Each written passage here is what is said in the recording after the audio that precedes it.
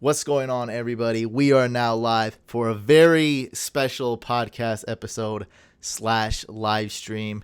This is the IDP special. And of course, you guys probably already know me, Hussein the Brain. We're here with IDP expert Joey the Tooth, IDP. Are you ready to school some of us IDP noobs? And maybe, if the chat behaves, maybe do a mock draft as well? Yeah, definitely. I'd love to spread some IDP knowledge out there. For sure. By the way, guys, this is Joey the Tooth. His Twitter is at Joey the Tooth IDP. You can see it scrolling below. Easy to spell, Joey the Tooth IDP on Twitter. He is with the IDP guys, and we're just gonna jump right into it because every year, so like I'm on a podcast, I'm on video, whatever. Every year, I'm gonna say this again this year. Doesn't it seem like there's more injuries this year than previous years? Or is this like one of those mental, those audio forms where it seems like it gets lower and higher, but it's really the same loop? Like, is this some kind of mental loop, or is it really? Do you think there's more injuries every year? I don't know, man. Today alone, it's just they seem like everybody's going down. There's Damian Williams. That shattered a lot of people's dreams. I have him in 2 expert leagues. So I just drafted him. Damian Williams today, hamstring injury. I heard, so I think this is from an unreliable, so I think it was just a tweet. So I heard he was on the bicycle. So to me, that doesn't sound like it's that bad. And there's about 6 weeks until regular season kickoff, maybe a little longer. So a 2 to 8 week absence would, hopefully push him to be ready week 1 or not.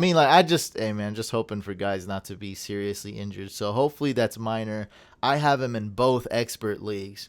So we did this one league, man. You got to check it out. Look at this idea. I don't think you heard about it. It's called the Throne League, and my buddy Smitty came out with it. It's an experts league, but the decisions are made 100% by the followers. Nice. It's great to see which community's the better. Is the IDP guys community better? It's sick. So we all, we got a war room, group chats. Like, it was pretty intense though at some times because 100 people, 200 people going crazy in the chats. Like, maybe when you have that many people from the fantasy community at one time, it gets crazy. Yeah, some people did a voting. And so I didn't want to do just a vote. We did some votes, and we did group chat vote, but they just did, like a poll, posted it and left it. Right. I didn't do that because I was like, look, like just an example. I was like, dude, we're reaching for Kittle early because we like 4 players, and we only have to wait 2 picks, and we kind of know the guy picking, so we're second pick, and just imagine. So we got to wait 2. I'm like, look, let's reach for Kittle because we love 4 players. We like Keenan Allen, we like Damian Williams, we like Marlon Mack, we like Derrick Henry, and then of course we got Damian Williams. So hope he's healthy. But yeah, that was an interesting one. So I got that video up, and then of course we got the Instagram Experts League video up. So man, check that out if you have any time. But enough promoting my videos to you. But I'm just I'm that. Like, I love it so much, because I love it's like giving, it's like giving someone a present, like, because I know as a fantasy fan, there's a really, really high chance that you're going to be entertained and love it, and you're going to write back to me, be like, man, that was cool, or like when you got sniped and your face was fun, like people always say that. So, but I got it right on my eyes, and I got the memes and everything. So, you guys check out those 2 videos, the Throne League and the Instagram Experts League. Beautiful. Let's talk a little ID. We didn't cover all the injuries. So AJ Green is actually going to be out 6 to 8 weeks, torn ligaments in his left ankle. You think his career is kind of like it's like one? Well, he's definitely not getting that contract extension now. Yeah, would you say one thing away from basically his career being over? I would say so, but not yet. If he comes back this year and he gets a setback, I don't see too. He's going to start to tail off quickly, like Dez Bryant did. Dez Bryant disappeared in like a year or 2. Oh man, that was so bad, right? I got a Dez Bryant doll right here. it's not a. I don't think it's a voodoo doll. But, maybe it went so quickly too. It was like he was like top 10 wide receiver, and then all of a sudden gone. I think also it was a ton of factors: his attitude, his injury, his blah blah blah. But one of the main factors that's I think a little overlooked is that Romo made his career. And without Romo doesn't get enough credit, man. Without Romo, maybe Dez was like a Devin Funchess. Right. And you never know. Like, probably not, but you know what I mean? Like, he might have been more like a Devin Funchess than a top 10, top 5 wide receiver, which we saw him as. And then Devin Funchess, that was totally random. Yeah, Devin Funchess today carded off with an apparent leg injury. Guys, Deon Cain, spicy, upside. ACL sure last year, but Deon Cain, the ACL injury happened very early. Not sure when, but it was like around, let's say July, when Deon Cain, around this time. It was real early. Yeah, so I don't like targeting guys 1 year removed from ACL, but that's a free agency pick or a round 17 draft pick. Like, that does, Coach has been raving about him too. Dude, last year too, I was so excited to get Deon Cain in this like charity league. So guys, go get Deon Cain off free agency, or if you're drafting today, go get him round 17, 16, 15, whatever. And Devin Funchess got onto the cart on his own will. I'm sure it seems significant. So we'll see what's up with that. I think that's enough for Derrick Henry. Oh, Derrick Henry. Oh yeah, today Derrick Henry is I forgot what I posted, but we don't have much information. He has a significant leg injury. Yep. That's all we know. He's in a walking boot. So, man, hoping these guys stay healthy. And one question I get a lot is they say, you know how YouTube comments go. So let me quote. Oh yeah. Who drafts this early? And so I take the time to respond and explain it. So the number one reason why we draft this early is because we're very busy as us experts when it comes August. And we almost have no time. And you got to imagine there's 12 of us in a group chat, and it's hard to organize anything. So it's going to be almost impossible to do it in August because we all have our fan leagues and our home leagues and our whatever, charity, blah, blah, blah. Right. Just think about how many leagues we're all in. I mean, you can't just do them all in August. Exactly. And so that's the number one reason. And people might be like, good, not a good excuse. Well, I got a second reason. It's for you guys. For you. Yeah. So that way, when you draft in August, you can see our draft from July and be able to use it as not just, entertainment, but, that's not the main reason, but also, just to see our thought process where we, where you might do things differently, all that. So see the draft results, see where things went, see strategies, so on, so like you get to see I drafted 2 quarterbacks back-to-back picks. I did it later. Someone else drafted 2 quarterback picks very close in round 5, 6, 7, and I was kind of, I don't get that. But you get to see stuff like, so I took Kyler and Jameis like around on the 10 turn, so whatever that is, 9, 10, and I love that. I don't think anyone.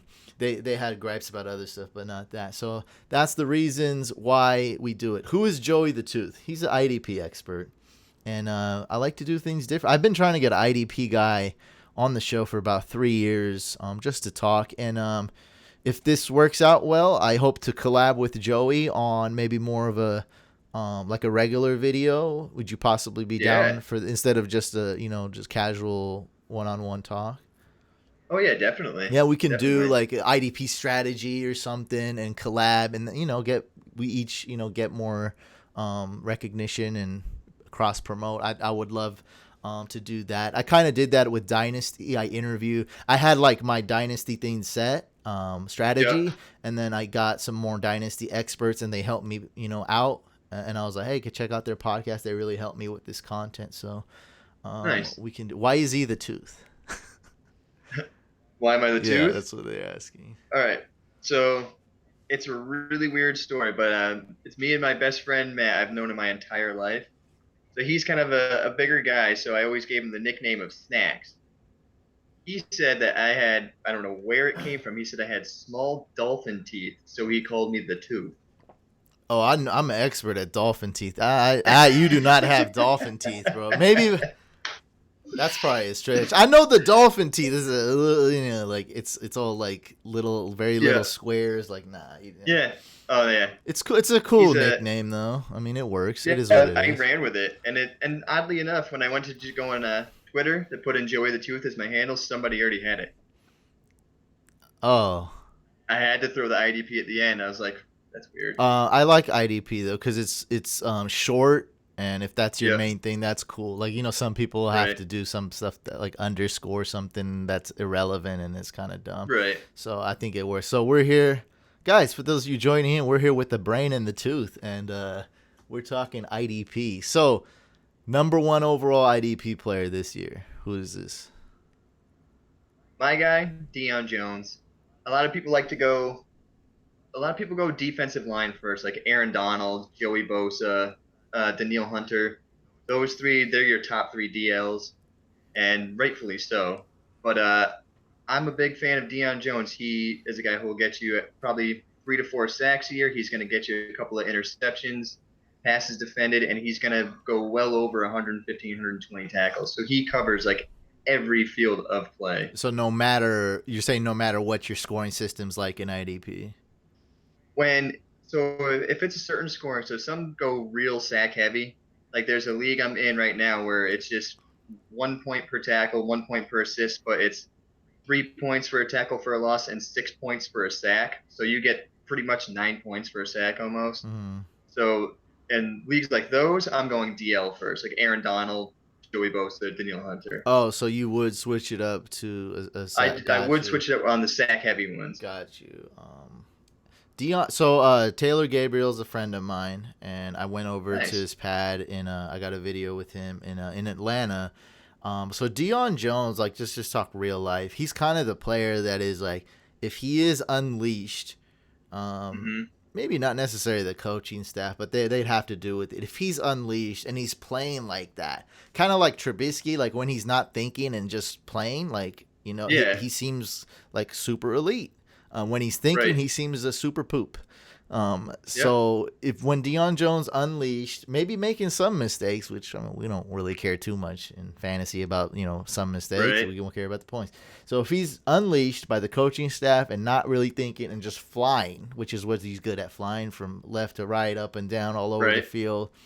You can see, you just love that upside, right? Oh yeah, that's what it is. And you watch him on tape. You see him on tape, and he's all over the place. He's in every single play. He's the guy that's there. I mean, they don't have a very strong linebacker core in Atlanta as is outside of him.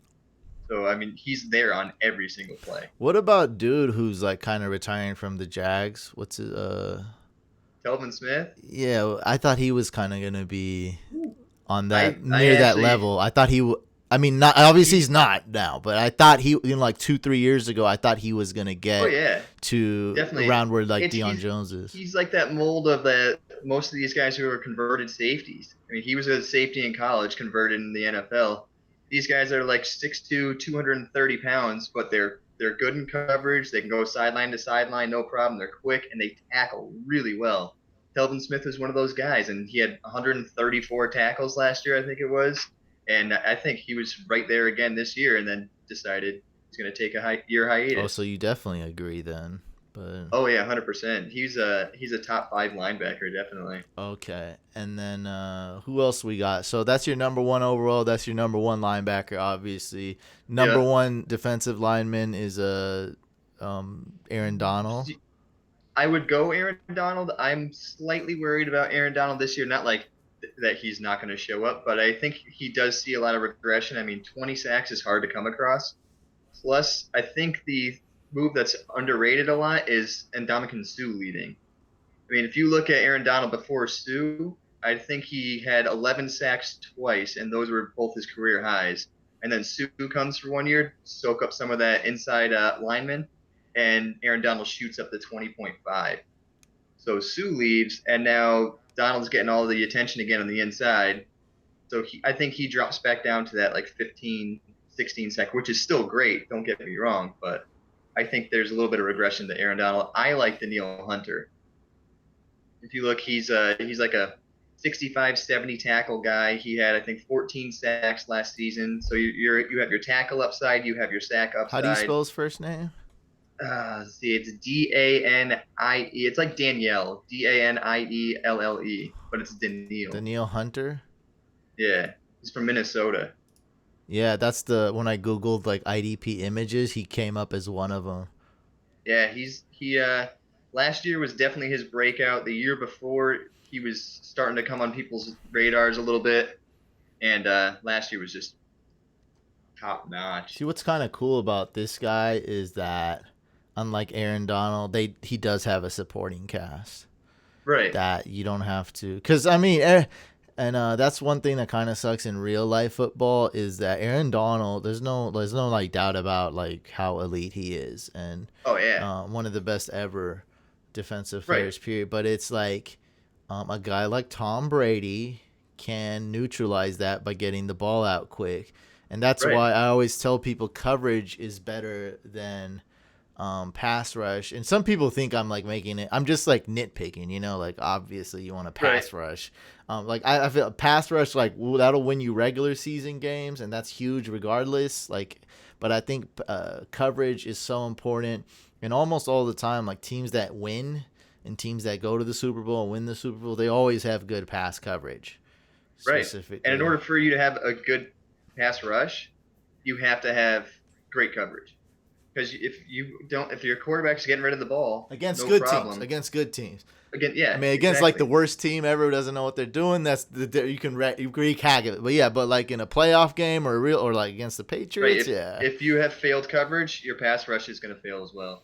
Yeah. So this guy, I mean, to me, an IDP new. But by the way, guys, I started playing fantasy football around 13, 14 years ago and first league was IDP, and we played IDP a few years, but I haven't played IDP in nearly a decade. So this guy you're telling me about right here, Hunter, is not there's no secret, right? People have him as a top 2 or top. Yeah. Is he always top 2 or top 3? He's usually top 3. It's usually Bosa, Donald, and Hunter. So you would take him number 1 as your number 1 defensive lineman in IDP. Yeah. Yep. I think I actually did in my last draft. Was Aaron Donald available or? Aaron Donald went first. Everybody's jumping on Aaron Donald, but I'm the guy that's going to let everybody jump on him first and wait an extra round to get him. For sure. So this is much better value.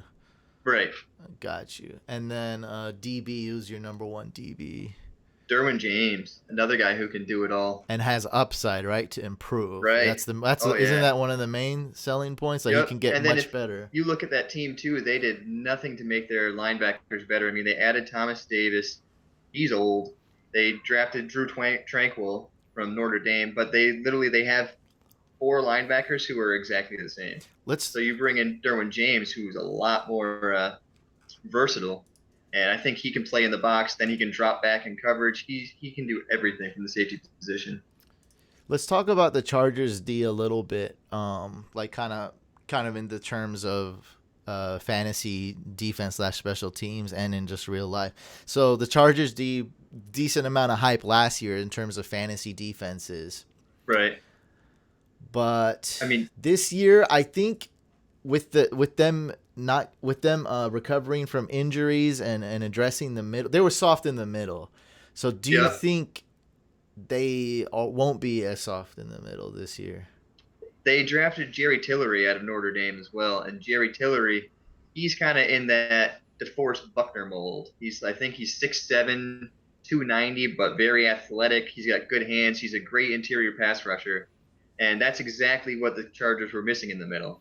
I mean, they had a bunch of run stuffers, a bunch of big guys, but nobody who gets to the quarterback in the middle. And that's something, if Tillery can first year make an impact, then that will help out Bosa and Ingram on the edge as well. Well, they didn't do a good job, in my opinion, if you watch the Patriots-Chargers game in the playoffs. Oh, man. So I don't think they were able to – that could have been due to injuries or I don't know exactly. They were just soft in the middle, period. Yep. Oh, yeah. Because the Patriots game, I mean, people blame Rivers, and he's to blame. He sucked too, but they completely collapsed on everything. Right. And one was that Sony Michel ran up the gut too. That was one thing. And gosh. So they couldn't stop him, and they couldn't even stop Brady. And then Phillip Rivers just he was just whining and yelling the whole game. He couldn't do anything, and so.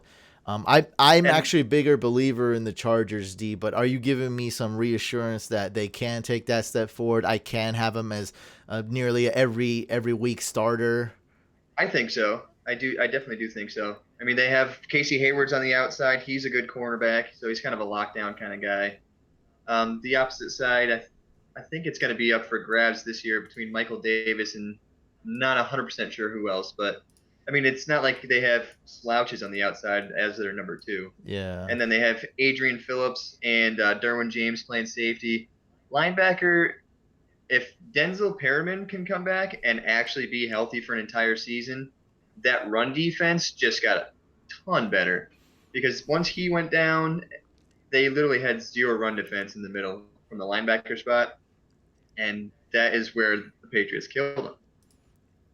Okay. Yeah. What So Perriman, I think one of my, and I'll make a video. I think one of my things with fantasy, I might just go draft the Bills or Cowboys defense because the first 3 weeks have really good matchups. right? And then on top of that, the Cowboys D should be solid. I need Zeke to play to help out the defense. Yeah. And then the Bills, I want your take on that. Do they have up? I feel like they're not. They're risky as far as a team defense, but like they do have the upside to be good, right? Oh, I definitely do think they have the upside. I mean, the one spot they really had to fill was D tackle because Kyle Williams retired, but they went and got Ed Oliver, and Ed Oliver's a maniac. That is a great addition Well, in they the got middle him there. so late in the draft. I thought the I Giants would have know. took him, and I you know what they know. did. I thought the Raiders were going to take him. I personally thought they should have. The Raiders really just need to get the best player available for that team, but Ed Oliver is like, that's funny. It's like a dynasty pick. If you're like the real NFL team, that's like, man, this guy, what can he be in 4 years, in 5 years? Like, right, that's crazy. man. Yeah, he's a But yeah, different so type of player, Ed Oliver. they have a good linebacker core. Matt Milano was a nice surprise last year. Tremaine Edmonds is a top 5 option at linebacker. He's only going into his second year too. Tremaine Edmonds, that's a guy to keep your eye Good on. corners. Yep, good corners. Tre'Davious White's fantastic. Good safeties, underrated safeties. The tandem of Micah Hyde and Jordan Poyer, they both played great last season. And Poyer on 2 years in a row now with over 100 tackles and 3 interceptions. So Got you. Guys, we will be drafting, mock drafting 10-team IDP in about 2.2 minutes here on Sleeper. So make sure you're signed into Sleeper. Make sure you join. It'll take you about 2 minutes to join, so you have time if you're not on there. But most of you guys are on there already because we've done mocks. So just a heads up, we will be going on there. I'm just going to read a couple questions on the chat really quick, and then we'll get to the draft. So I will post the link right here in the chat on to the Sleeper mock draft. And as you can see, Joey's in there in the middle. I'm at the 10 spot, and we're doing so pretty much standard, guys. No team defense, no kicker, just to make it faster. And then we're doing 1 D lineman, 2 LBs, and 1 DB. And then pretty much everything else is the same. So we're going with that. And so I want to read a couple things. Well, this one guy asked a lot, but some of them are good. I think Quinnen Williams could be a steal late for IDP. Agree or disagree? I mean, it's got to be late because they're a 3-4 defense, and he's most likely going to play nose tackle. There's a chance that he swaps outside and switch between nose tackle and 3-4 DN with Henry Anderson. But if he lines up predominantly at nose tackle, it's kind of tough to be a big time IDP score from that position. Got you. You love him. I mean, of course you love him as a player. I mean, come on. Oh, yeah. Like, what are you If he watching? landed in a 4-3, if he landed in a 4-3 D tackle, Yeah. I would say grab him right away. But you're talking about he's gonna be a beast, starting but him most weeks is like, I don't know, an IDP. But but probably best player in the draft and best like overall as far as upside and floor and what he can do and bring. yeah, and he's you like got to the think best he player. played in the SEC. He played in the SEC, so he played top competition all the time. Myles Garrett, what about him? Someone's asking. Myles Garrett is fantastic. He's right there, probably my DL4, right after Bosa, Hunter, and Donald. He's my next. How's he against the run? Pretty good. He's not bad. He's not bad. He's definitely more of a pass rusher, but he's like a 50 tackle guy, but I'm more interested in his sack ability. I think he's easily going to get up to that 15 sack mark this year. And plus, it helps they went and traded for Olivier Vernon. Vernon's going to take some of the pressure off him too, so they're not constantly putting two guys at Myles Garrett. And oh yeah, so I wrote a free ebook, and just like a bonus, it's called the 10 Commandments of Drafting, and and you know I've been out the IDP game for a while, so I might have to rewrite this section because me and you've been talking. So I say, golden rule for IDP: don't draft a defensive player until round 5, and never draft a defensive player before round 3. What do I change that to? I'm gonna have to change that line. Five is the earliest I go for anybody IDP. I normally will go 6, but if that's only if they start to fly off the line, because that's usually when you start seeing people go IDP is round 6. Got you. So you kind of like, I really want the last of this tier, so I might have to get him in round. Right.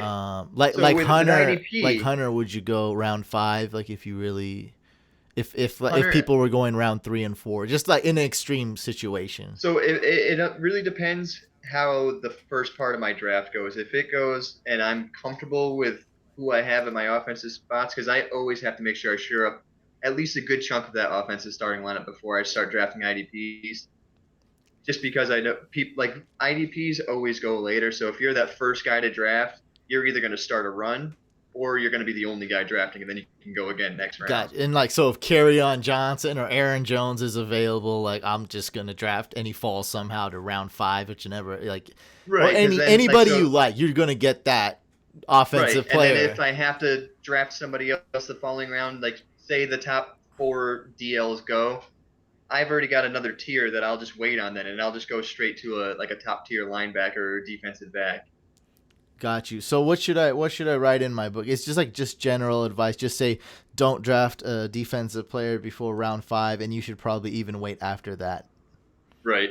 I would do making that. sure you secure your offensive and make core. Make sure with your IDPs, I found that's really helpful, is set up tiers for yourself. That also helps you in your draft. So if you know if like it's coming to you and all your tier 1 guys are gone, you can move to a different position knowing that later on in the draft you can grab your top tier 2 guys. Oh yeah, I preach that all the time. So same with offensive players. Yeah, if it's like and with positions too, like if you know you got one guy ranked higher overall, even if it's in your head, but then you know you can get like 10 more. You know, there's 10 more guys that are really close to him, but there's the last player in that position that you need to go get that scarce player. So we answered a good amount of questions. Let's start the mock before it starts to get too late. I am posting the link right now, guys. Join right now. Let's do it. Do it. 10 team. Let's see how fast this fills up. So it takes them like that guy. I told you, man, it feels. And this is on the second channel, bro. The first channel is like everyone's like just complaining, like like I didn't get in. And what I do, and there we go. Let me tell you one of my moves I do. Because I'm a YouTuber as well, it helps me, and I'm not good at multitasking. I do a lot of 2 mocks at once. Really? If you can do 2 mock drafts at once, then imagine how comfortable you are doing one normal. I've so doing our ADP for the website, because I'm in charge of the ADP for it. I think I've had 4 going at once. I've had some IDP ones, strictly IDP. Then I had IDP and offense, and then I had 1 QB, and then I had a super flex, all going at the same time. 3? You said 3 drafts? 4. 4? I had a 1 QB, then I had a super flex, then I had a straight IDP, and then I had an IDP and offense. Wait, is it a slow draft or is it like 90 seconds a pick for all? 1 hour. Oh, that's easy. So that's easy, easy cheesy, bro. I did 3 mocks. Oh, you're talking 1 minute picks. Oh yeah, I did 3 mocks at once. I'm not even picky. So what? One was a draft simulator with no time. But 2 were live, normal, like 30-second, 45-second, 90-second type mocks. Yeah, it really helped. Like, if you're going to be doing more YouTube and stuff like this, it really, really helps. Because doing one is going to be like child's play. Yeah. If you can do 2 at once and be successful doing 2 at once. Like, so I've done 2 at once during some of these podcasts, and I've made one small mistake on each one. Very minor though. Like I ended up like with an A grade on some of my drafts. So like I still did okay, which is fine. Yeah. As I'm podcasting at the same time, reading the chat, talking to somebody else. And the fact that you can literally just be doing this and all of a sudden, I'm going to go there. Yeah. All right. And keep doing what you're doing. Yeah, we throw the biggest draft party in the world every year, the Couch Draft League. And so it's a lot of work and it's like a lot of distractions. And so, by me doing this, it prepares me more for when the real thing comes. I'm more calm and, not a lot of panicking and whatnot. Yeah. First defensive player off the board. No, just kidding. Went Kamara, Saquon, C-Mac, Zeke, and Joey is on the clock. I'm a big believer in David Johnson this year. This guy's asking for a comparison, and don't feel like you have to be on the shit, but I feel like it's a fair one. He's saying, would you take defense like quarterbacks? Well, there's more than one you need, though, so that's a bit... Because you only need one quarterback. Right. I guess it depends on your setup. Like in the draft, like we have here, where it's just 1, 2, and 1. I'm gonna wait. Or like I always wait on quarterbacks. Because you can find in the league like this, which is 1 DL, 2 LB, 1 DB, which is kind of like an IDP light. It's not like IDP hardcore. Right. This is like you can find a bunch of players on waivers in this type of league. But Definitely. the type of leagues definitely. usually do, waivers are more slim. Right. Yeah. But there's one league I'm in. It's a 16 team, and it's got a full offense. It's got 1 QB, 2 RB, 3 wide receiver, tight end, and 2 flex. And then you have 2 D linemen, 3 linebacker, 2 DB, and then 2 D flexes. So when you have a 16 team going with that lineup, it gets real thin.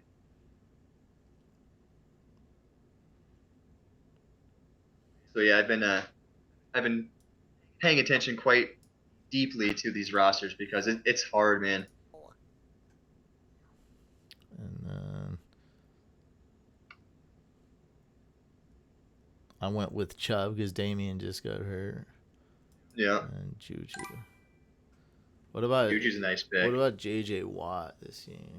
JJ Watt, I mean, he's still a top tier guy. What give me approximate rank out of defensive linemen? I go 5. He's right after Myles Garrett. So Myles Garrett 4. Yep, Myles Garrett 4, JJ Watt 5. And then who's 3? Who's 3? See, that was Joey Bosa. Bosa, that's right. Okay, and you got Aaron Donald and Hunter. Okay. Yep. Got you. So, Alvin Kamara, Saquon, C-Mac, Zeke, DJ, Bell, Hopkins, Mixon, Adams, Chubb, Juju, James Conner, who's in a committee, Tyreek Hill, Damian Williams, who just got hurt today. What are you guys doing, huh? What's wrong with you guys? These guys are funny, man. Yeah, give me Julio. Julio is definitely got him quite late, I'd say. Yeah, Julio is a beast. Draft is glitching, Terry. How so? It wasn't even your turn. I don't get how he said. Oh, he wrote that 3 minutes ago. Maybe I don't know. How so, Terry? Let me know how so. It's going. I like how this is going. I like how it's going so fast. I love it. Yeah. Thomas is holding out. True. I forgot that one. Thank you. How could I forget that? Michael Thomas holding out. Yes, correct. What's wrong? Do you think his goes? Because they're at least in conversation. I don't think his is going to go too far. That team is trash without Mike Thomas. We drafted Drew Brees in round 9 in that followers versus followers league, and it's like, well, that pick is 0 if Mike Thomas doesn't like. I'm like, I talk about Brees all the time, how he's good, how don't sleep on him. Like all they need is a third option. My bad, because they have Kamara. They just need a third option. They got it with Cook, and they might have possibly a fourth option if somebody steps up in the wide receiver room, like Traquan Smith. But yeah, without Mike Thomas, he's just some old dude.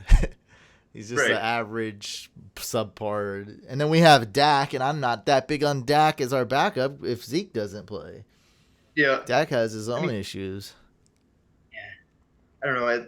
At least he's got somebody to throw to this year. I mean, he's got a Cooper, and Gallup looked pretty good last year. Yeah, but that offense is so hard to defend if Zeke is in the lineup.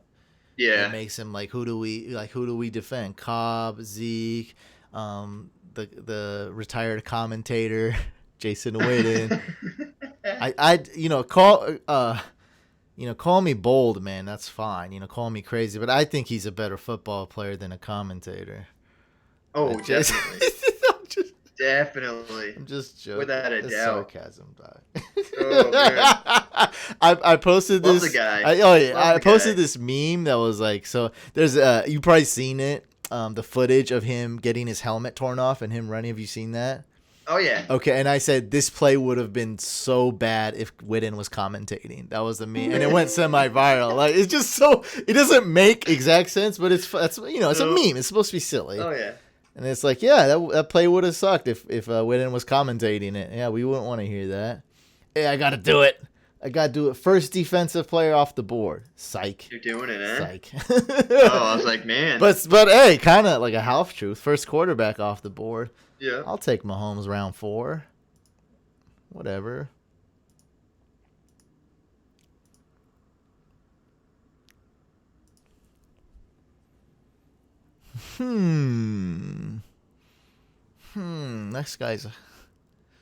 This guy's hurt.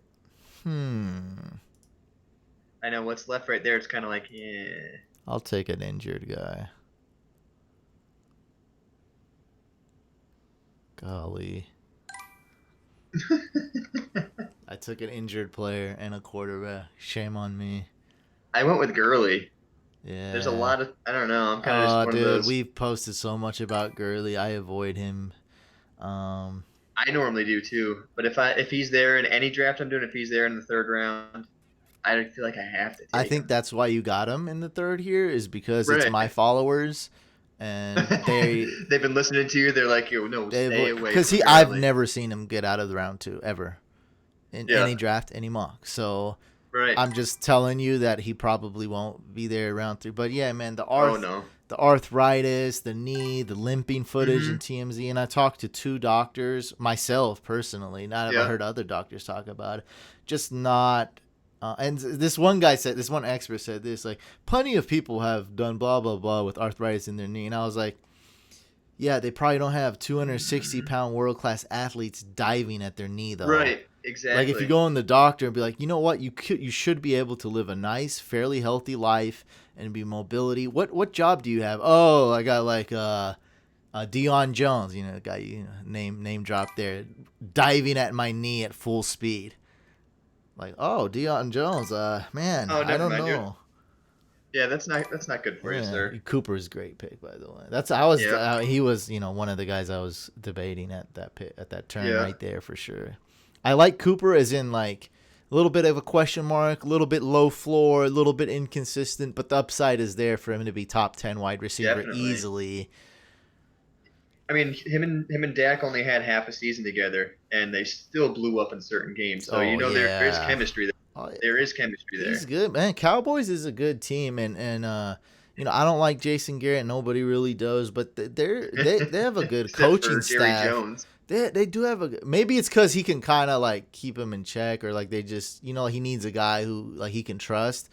Right. But the coach, because there's in football, how many coaches are there? 40. If you count trainers, and there's 100 coaches. It's just as many coaches as players. So, they do have a good strategy, good game plan. I hate to admit it, but it's true. I remember when Odell had that. Remember the game with the catch? They lost. The Giants lost that game, and Odell I think got shut out the second half because of the game plan. They put a little. I think what they did was they put a little linebacker in zone. Okay, you stop the quick slant.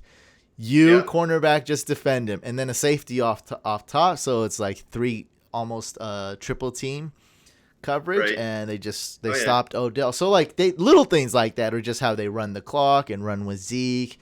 They're not perfect. I'm not saying that. They have made a couple big, like really big dumb mistakes in the past, but overall their coaching's pretty good. Their philosophy's good. They win games. Right. They just need Zeke I'm to surprised play. I'm surprised they didn't go and get a safety in free agency this year. There was a lot of good safeties, and I feel like their safety group is terrible. Oh, I'm honestly don't even know about that. There we go. Darius Leonard. Is that the first IDP? Yeah, that's the first IDP. IDPP. Darius Leonard. Oh, that one guy was asking if that's probably him. Really. So where's Darius Leonard? Is it top 2 for you or top 3? Or? I'm gonna still keep him top 2. He's my number 2. Okay, but some people rank him number 1. I do expect some regression. Yeah, some people. I mean, his season last year was ridiculous. He led the league in tackles, and he still missed a game. He had a great season last year, but I do expect some regression. And he's not. Is he a sack guy? He had, I think, 6 or 7 last year. He's just really good at blitzing. The one thing I did notice is when Clayton Gaithers got injured, they're really good tackling strong safety. When he got injured, they blitzed a lot less with Leonard because he had to be that line of defense where he was tackling. But when they had Gaithers behind him where they knew they had somebody who could pick up the slack in case he didn't get the sack, then he was blitzing a lot more, and he was very successful at it. So, but everyone has him 1 or 2, and most people have him 1. Yeah. You're the one that went a lot of people have him 1. You went a little against the grain. Yeah, we everybody on our website, we have 3 analysts that do our rankings, and a 4th one coming on soon. But we all had Dion Jones as our LB1. Oh, okay. You guys are on the. But last year he was injured. He got injured in the first game, but I think his first game back he had like 16 combined tackles. Oh, I'm up. My bad. I was sitting here talking. Oh, I didn't even know either. Yeah, I would have told you. That's all right. That especially happens to me when I do too, and then like whoever I'm on has to tell me. I'm like, thank you. Like, don't let me auto pick on and look stupid in front of my peers and viewers. Like, oh on, man, like, just tell me. You invited me on and I auto picked. Son of a. Yeah, I don't like looking that stupid. I don't like it. Yeah. I want to look like I know what I'm doing. Right. Is there any way y'all can make the screen more clear, hard to see? Yeah, I can try that. I can try. So what do you think about the Seahawks running back situation, Carson and Penny? I mean, I think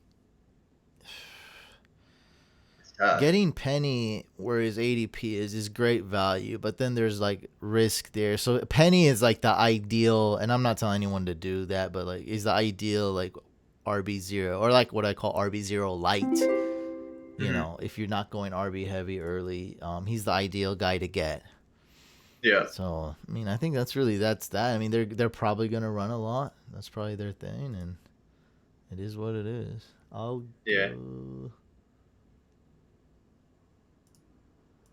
I need a wide receiver. Let's do it here. NEG. And I'll give the OJ Howard a whirl. I like OJ Howard. Yeah, just a bit unproven. But when he was playing, he was absolutely crushing it. So yeah, I was kind of high on Evan Ingram this year, but now that there's literally 0 receivers on that team, I feel like he's just going to be doubled all the time. I don't know. He's their best receiving weapon. Evan Ingram, I have him ranked number 9 tight end. Yeah. In the last of that tier, so I like Njoku more, and he gets drafted too early. So I like Njoku more, and I like my favorite tight end like in that tier is like Jared Cook. Yeah. I think he'll be, that team just needs Mike Thomas, so hopefully that'll get settled. But Jared Cook and Njoku was one of the guys that I wasn't high on. Just initially, because I just didn't do much research, like in May, Yeah. And I'm like, they have too many weapons, you know. And then there's Baker, who I love, but I mean, he's still, you know, still Baker. Like, we don't know exactly what's gonna happen. And there's Odell, there's Chubb, Kareem Hunt, Duke Johnson, Jarvis, Callaway. Just so many weapons that I just didn't see Njoku doing well. But the more film I've watched, I was like, man, this dude was pretty much trash his rookie year. And then his second year, you can't, because you just can't look at the stats. Like, stats are so overrated. Especially some stats, like, you know, like I like to look at targets, which is no secret, but like still, some people really just look at the stats that give you fantasy points. Right. And you gotta watch film a little bit and have, you know, common sense and just think about it, all these situations and stuff and the supporting cast. And I was like, man, this dude was pretty good his second year, and now this is year 3 for him, right? Right. And so year 3, he can take a step forward. He can really be like a poor man Zach Ertz, really be, you know, moving the chains on third down, you know, have terrible players covering him in the red zone and within the 10. And, you know, if he can get 10 touchdowns and 700 yards. He looked really good in the red zone. Yeah, I mean, because he's going to have those Eric Ebron type plays that was last year where they were just like, you know, the defenses didn't know who to cover. It's good play design, and Andrew Luck always, you know, looked at him. You know, he just who was gonna double cover Njoku? Right.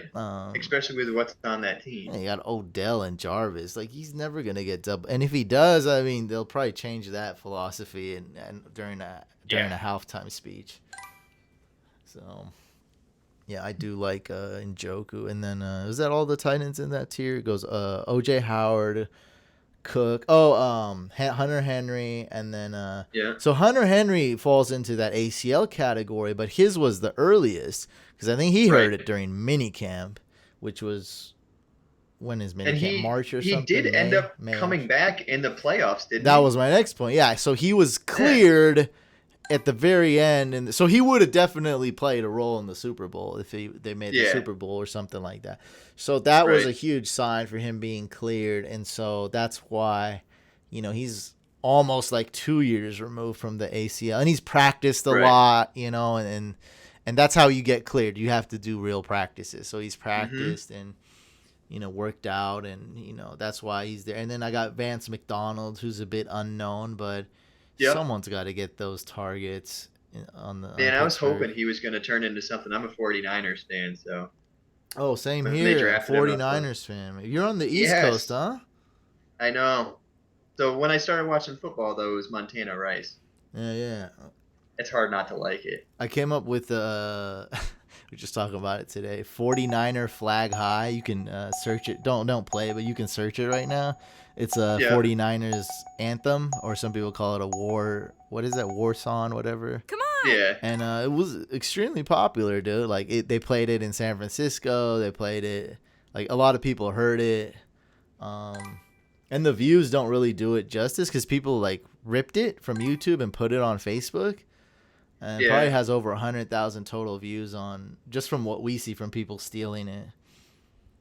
Which I say steal is like not that hard, you know, like this is, you know, in these modern times, everything gets stolen, you know, so I'm not being that harsh. Like, I would have loved the views to show up, but like, I'm not being that hard. Like, anything you do that's good will get stolen. But just being clear, like, they ripped it and put it on Facebook. So like, man, a bunch of, but that's good. You'd rather have your song be heard by 1 million people than be heard by, you know, 40. Yeah, and definitely. And if it's heard by 1 million people, it's gonna get ripped. And I filmed the music video, like, it's so sick. We worked so hard on that day and night. Yeah, dude, Google it now. Like, have it if you can, and just, you know, don't play it, but you'll see it. It's me with the beard, and then my boy Jim Easy. Like, don't click on, you know, but just have it so you can watch it later. If that because you're a Niner fan. But there's a lot of things that might make you cry because it's old. It's like Kaepernick to Vernon Davis references, but I do have a lot of one reason why my verse was awesome on there is because I have a lot of nostalgia. Yeah. So I talk about Jerry Rice, the split jersey with the Raiders and the Niners. He had a split jersey that was popular in the Bay Area. Steve Young, you know, I throw all those references. So we have a lot of Joe Montana references in there. like stuff Man, like Steve that. Young, that Super Bowl performance against the Chargers was unbelievable. That's probably when Deion Sanders was on the team, I think, right? Yep. Yeah. Yeah, my brother for Christmas one year went out and got me a Jerry Rice signed football. So that sits in a case right on my wall, like my prized Well, should I possession. draft Roquan Smith here? Is that or no? Yeah, Roquan's probably my next It's good. linebacker. So I'm gonna go JJ, and then I'm Yep, gonna go Roquan nice. because I'm a huge Taylor Gabriel fan. He's such a cool dude that my second favorite team's the Bears. Yeah, that makes sense. I think I didn't want. I think I told you earlier in this fight. I don't remember, but I know him personally. I don't know. Yeah, that's awesome. Did I say that this podcast? You were I have a yeah video when with we him. I started said when that. we started talking. Oh, Dion before we went Jones. live, I told you. Yeah, I think when we were talking Dion Jones too. Oh yeah, Dion. Yeah, of Yeah, course. Yeah, because me and him talked about Dion Jones in yeah, Atlanta when I went there. Yeah. That's yeah. right. That's when I did say it. Yeah. So Bears is my second favorite Nice. team.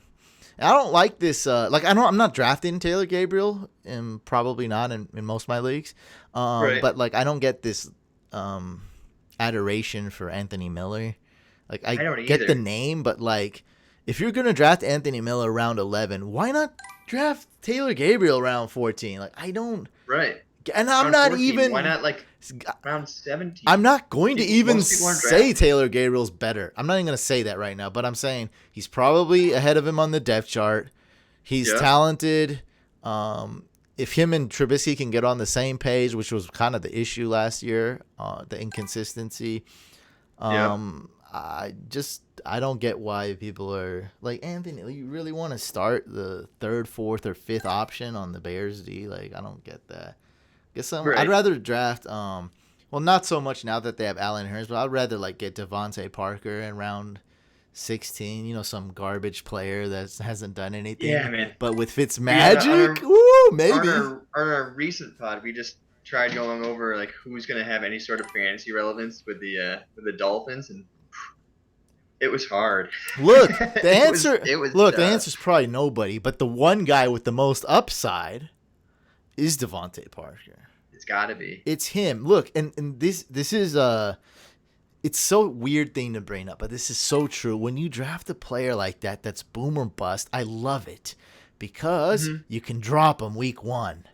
Right. Who cares? We actually in the Throne League we already dropped Devante Parker last week, and we added Tony Pollard.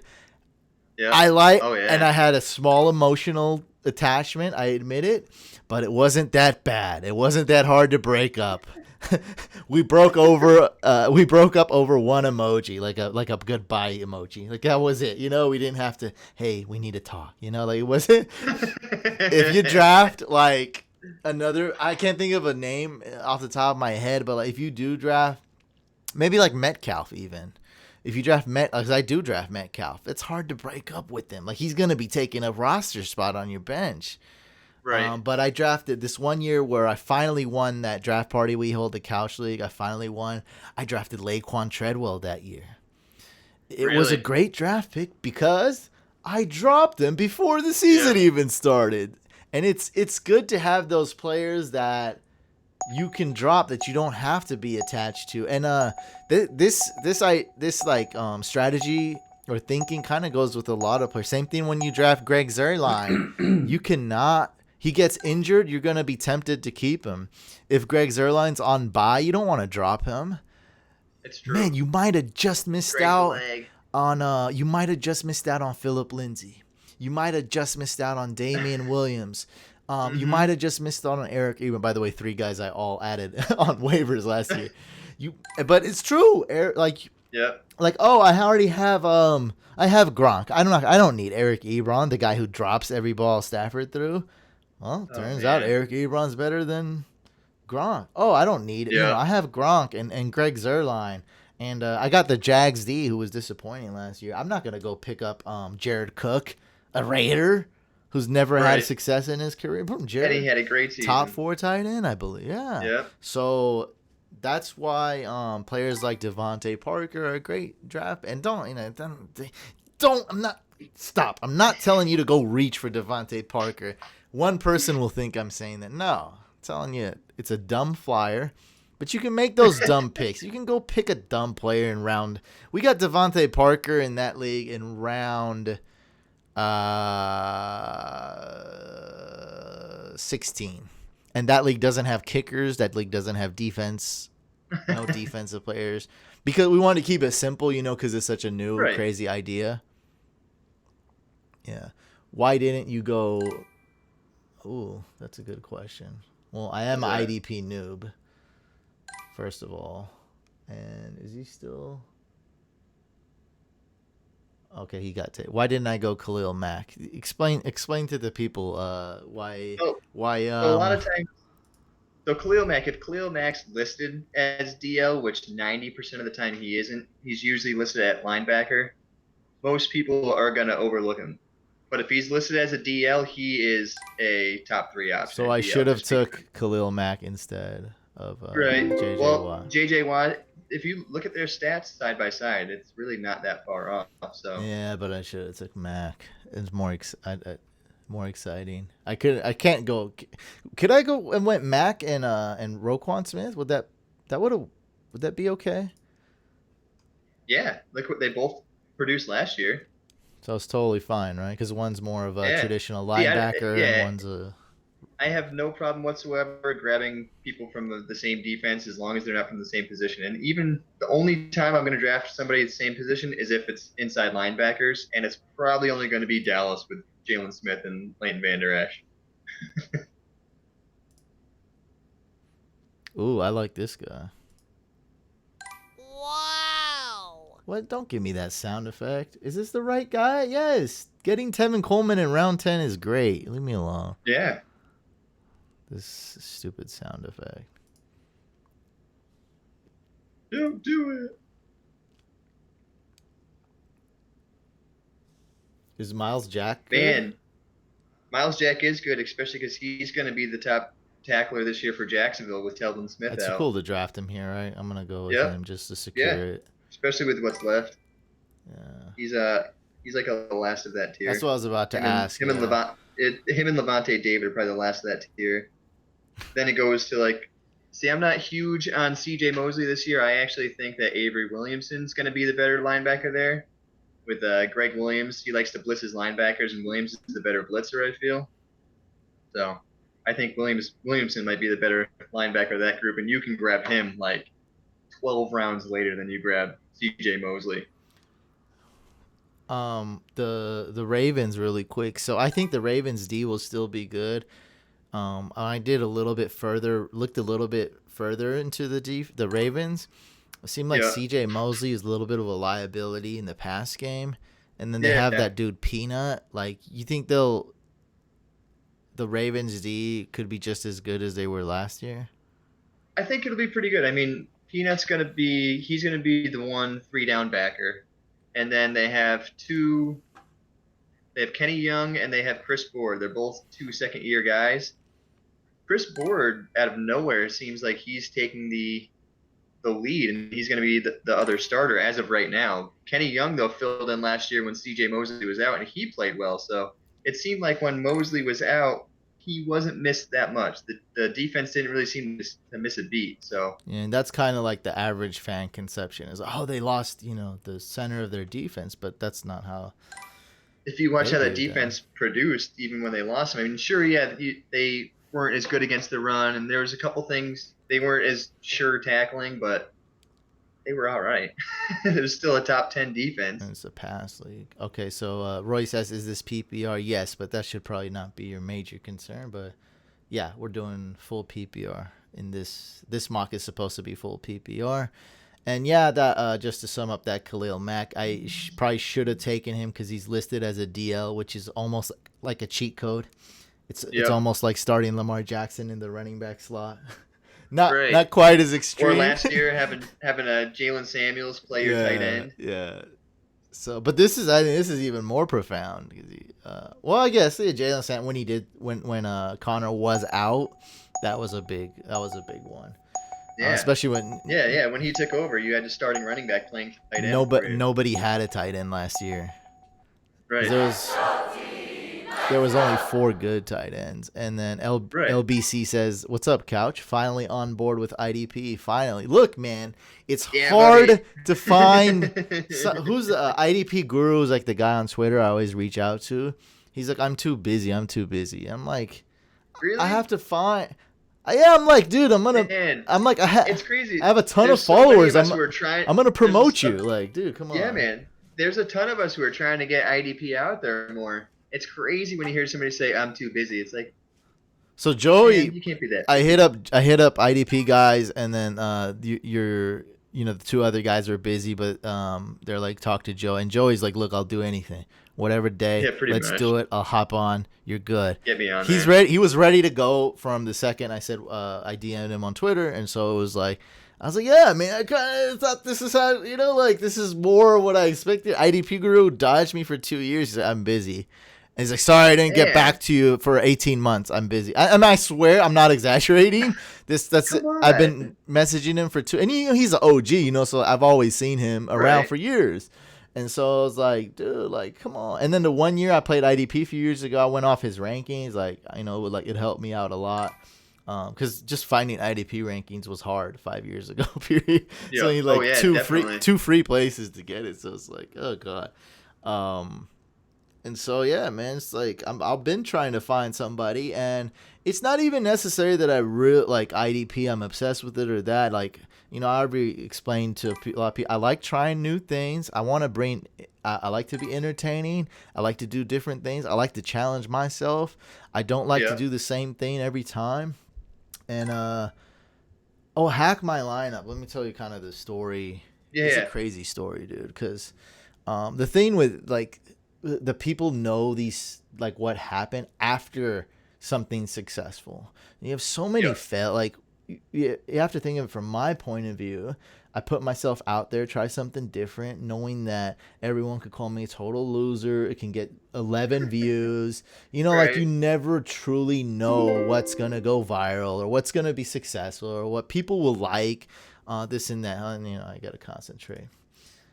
I think I'm gonna punt. I'm gonna punt DB and focus on. There's a lot of good depth in DB like later in the draft. Oh, there is. Okay, good. And I felt like I missed out on those, like the super elites already. There's exactly. There's I think 4 top that you should really be going for, but some of the guys like Buda Baker had 100 tackles last season, but he might be playing free safety this year, so he's kind of one of those guys who might be seeing some regression this year.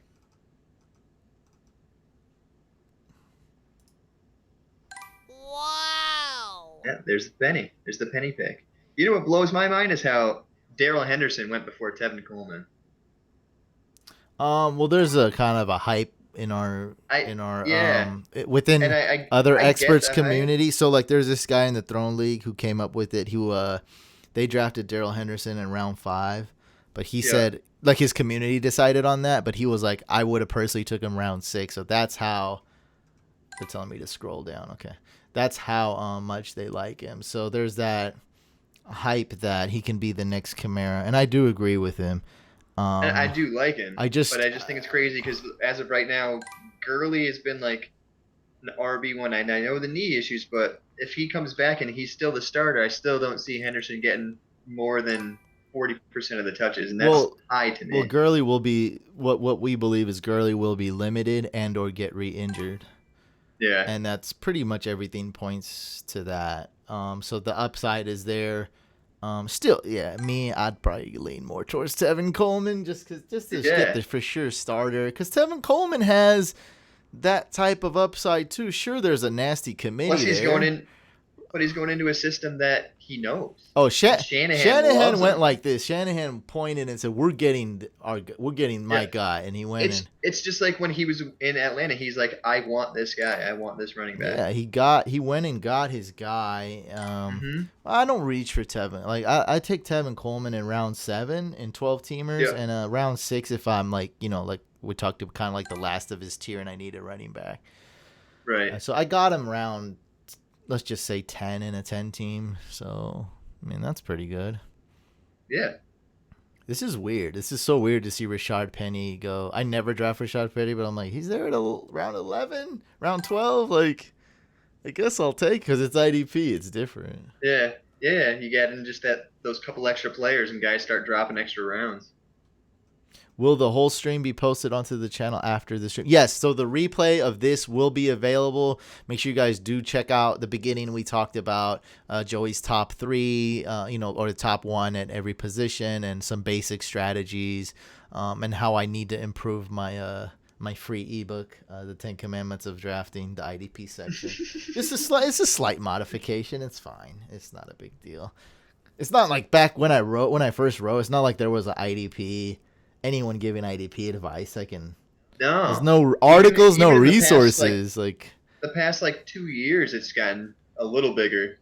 I just started doing this, just writing in general, just a year ago. I had a friend in a home league. He said, "Hey, why don't you just start putting some of your ideas out on Twitter? I bet somebody will ask you to write." So I literally started doing that, and I just looked up anybody who had a IDP hashtag in their name, just so they could see what I was putting out. And Nate from IDP Guys, he reached out to me and he said, "Hey, we're looking for more writers. Are you interested?" And I said, "Yes." And it come to find out, we live in the same state. We live 30 minutes from each other. Oh, shoot. Dang, that's super close. Yeah. So it's kind of one of those things man, all right, well, that worked out perfect. So this is what's going to happen, just to let you know. I'm not going to force you, but they're going to demand grades. And they want you to do team grades, and if they don't get it, they will be rowdy, and they will not like you. and by the way, team grades, if they will be done, guys, it will be done by Joey, because why not? I mean, he's the IDP guy, and I mean, we got him on, so he might as well go through the grade. I can probably read him off to give me something to do, but he will be giving the grade. So if you have time, man, they wanna give a grade for each team if you could. Can do. He's gonna do it, guys. You know what that means? I'll do it. That means go follow him. Go follow him on Twitter. If he's good. If you didn't, they would not follow you. These guys love me, man, but they turn sour real quick. They get right. You know how it's a live group. It's a live live chat. They feed off each other's energy, and 1 second they're praising you and sending you free, oh, I got this t-shirt company, and sending you a free t-shirt. Then they're then they pick up the torches and the pickaxes. Yeah, then they're lighting it on fire. They're like, "No, what? We're not doing a mock draft. Are you serious? Why am I I was like, put the couch emojis one time, represent, and then they put the bed emojis. They're like, "We're going to sleep." I'm like, man, you guys are turning on me so quick. You're that hurt. That's quick. I was like, I haven't got hated on in years. I've been good. I used to suck. I've been doing this for so long, dude. I used to suck. I've been we've been doing fantasy football YouTube since 2008. Damn. And it was it's been a long it's been a long road. We've only been good for 4 years, 3-4 years, yeah. 11 years though on YouTube. Oh yeah, dude. Damn. We had a show called Fantasy Fix. Yep. Yeah, it's different. Man. So who would you say who's your late round offensive guy that you're holding out for that you don't think anybody will pick? Who's your sleeper? Well, I don't have any sleepers that nobody knows about, to be honest. Yeah. But maybe somebody especially at this point. Somebody that maybe, isn't quite versed, definitely. Mm-hmm. But, I don't know about somebody that no one's going to know about. I like Rock Armstead. I like Damian Harris. Madison's okay. I like Kiki. I like, I just said Parker. I heard Robert Foster's with the second team for some reason now. Yeah, he was going out as the number 4 receiver. That hurt my feelings. Yeah. Justice Hill, Justin Jackson. Yeah. Justin Jackson is a good one, and Tony Pollard, man. Tony Pollard's stock is on fire. Yeah, this holdout situation's killing me right now. But Tony Pollard will have not much. You don't even want to start him, but he'll have some value with Zeke in the lineup. Yeah. Very little, but he'll have some value. And if Zeke is out, That's he had kind of great value. intense. Yeah, that's like probably start him every week, right? Like, how could you Right. not start him every week if Zeke is out? Because he's got the big play potential, good O-line, good team. Great Yeah. O-line. And not too bad in PPR as well. He can catch. Right. Cowboys D, Bills D. Those are my two sleepers. Yeah. Kickers kind of suck after the top 8. I know it's like funny, but I study kickers. I stream kickers. Streaming, no, that's what I do too. So I study kickers and do research. Not crazy Really? amount, yeah, but that's nobody does it. Nobody cares. Right. And so I'm better to predict kickers week to week. I'm better at ranking kickers. I know more, and so that gives me the edge, and that allows me to draft one in the very last round, which is where you should draft a kicker. And that's why I can throw them away too. Like, instead of getting Greg Zuerlein and missing out on a potential Phillip Lindsay, I can drop my kicker. Yeah. Like last year I had Mike Badgley. Last year was actually honestly a bad year for me for kickers. I don't think it was my fault. I think everyone gave me a pass because I had like the Vikings kicker. I think I did too. And then I had the next Vikings kicker too. So actually I drafted the rookie Carlson, and then I had Dan Bailey, and they everyone all these. And you figure Dan Bailey's probably going to be great in that situation. It's a team that they kick tons of field goals, and Dan Bailey was one of the most accurate kickers in the NFL. Top two in the history of the NFL, or some stat. I don't even know the stat, but he's like really accurate. And I was like, I don't know. So it was a bad year, but still, like Mike Badgley, I actually made like a whole video basically about Mike Badgley, and so like I had the Chargers kicker, and so he's top 10 this year. I think Tavecchio is really good. I think I named most of my T.J. Hawkinson. Mark Andrews, there we go for tight end. Mark Andrews, there we go. His not going to be slept on anymore, but in about 42 seconds. So his sleeper, label is wearing off. Yeah. I don't think you'll be able to get him as easily. D.D. Westbrook, I see still available. MVS. Did I draft him? Yeah. No, I missed him. MVS and Allison.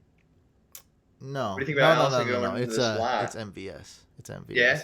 Yeah, Geronimo's starting. He's good. By the way, so this will probably change like in 2 seconds, but MVS was being drafted 1 round later than Geronimo. Yeah. So that's why I'll be even more like making a point that no, it's MVS. But that'll change, and MVS will be a round 8 to 9 guy instead of round 10. Unfortunately. Right. And Geronimo will probably stay around. So Geronimo has some value, but MVS is the guy, dude. He's the one with the upside. He's the one that's taller. He's more touchdown. He's going to, he just has the upside. You see in the chat right there in the... Get some speed. Terry Miller is very proud of his MVS pick. I got him. As he proclaims. Can't touch him. Well... Oh, I can go... Can I do a Nick Bosa here? That's not bad, right? Can do a Nick Bosa there. Nick Bosa's great. Nick Bosa has already been apparently in their first practice he dominated Joe Staley. Oh! and that's Joe Staley saying it too. He said he beat me at least 3 times. Jeez, dude. He said Nick Bosa's hips are almost impossible to defend. Don't rely on the touchdowns. Well, Tyler, you make a point, but touchdowns are hard to predict, but touchdowns are always king in the land of fantasy. Regardless, so it is what I mean. So if you're going for a guy with more touchdown potential, over a guy without, then you go with the guy with more touchdown potential. Right. Isn't that why we liked Dez? Didn't he get touchdowns? Yeah. Dez was a touchdown machine. Yeah, I mean I don't really get your point quite. So there is a point. Touchdowns are tough to predict. Yeah, but oh man, I don't know who to draft.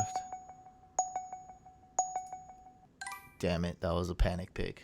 100%. Don't worry. I hate panic. I pick. love. Well, you know, we're streaming. Oh, Singletary though. No, I love Singletary, Yeah. but there was probably 4.5 players I should have took before. I'm just guessing too, and I'm pretty sure that's true. It's all good. I love I mean, I drafted him in Dynasty. So, Jaylen Ramsey, not really IDP gold, right? With this type of setting, because you don't need a cornerback. The problem with cornerbacks is if it's a league that starts cornerbacks, like here it's just DB, so you almost always want to go safety. And if it's a quarterback designation, you still don't always want to go with the top corner. You don't want to go with the number one because, especially a lockdown guy like Ramsey, he's not getting targeted much. Got you. Yeah. So you want to go his high upside number 2 corner, who's AJ Bouye, who is another very good corner, but he's going to get more of the targets. So there's the opportunity for playmaking right there. So you want to go with that number 2 and Bouye. So Tyler clarified, and he is correct. I've watched many videos in that you shouldn't rely on players who need TD points. So this is how you want to put that, Tyler. So players that are very TD reliant, be wary of. So that is a good point.